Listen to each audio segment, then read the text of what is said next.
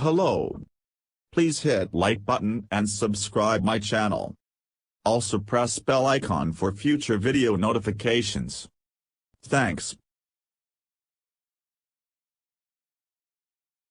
When quantum computers become more powerful and widespread, they will need a robust quantum internet to communicate.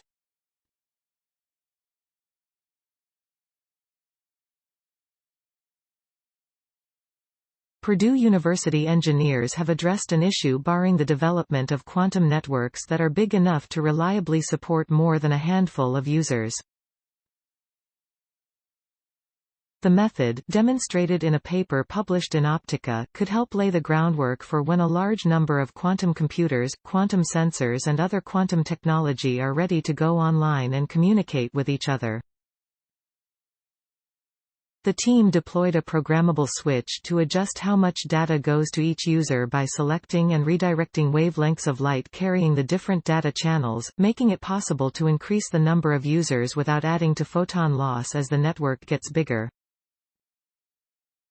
If photons are lost, quantum information is lost, a problem that tends to happen the farther photons have to travel through fiber optic networks.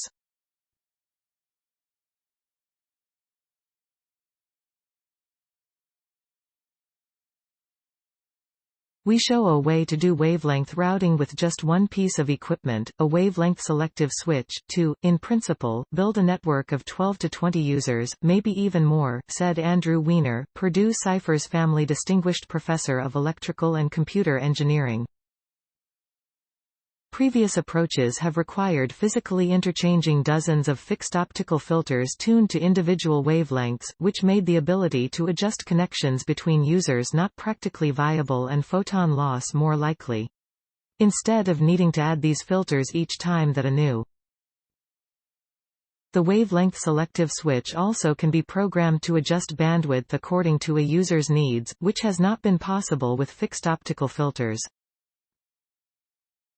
Some users may be using applications that require more bandwidth than others, similarly to how watching shows through a web-based streaming service uses more bandwidth than sending an email.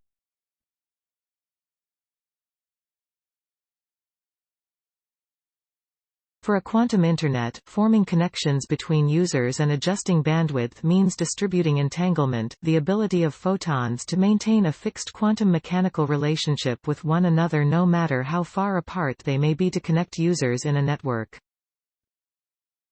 Entanglement plays a key role in quantum computing and quantum information processing.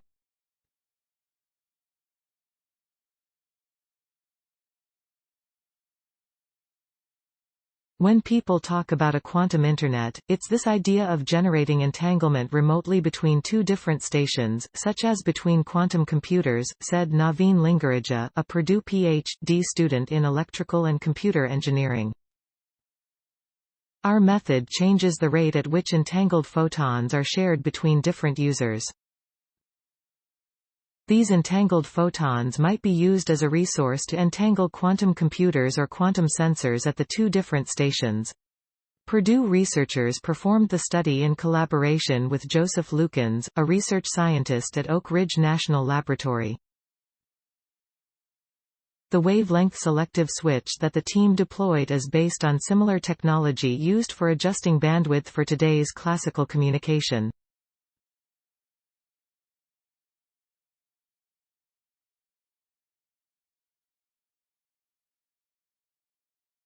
The switch also is capable of using a flex grid, like classical lightwave communications now uses, to partition bandwidth to users at a variety of wavelengths and locations rather than being restricted to a series of fixed wavelengths, each of which would have a fixed bandwidth or information C. For the first time, we are trying to take something sort of inspired by these classical communications concepts using comparable equipment to point out the potential advantages it has for quantum networks, Weiner said. The team is working on building larger networks using the wavelength selective switch.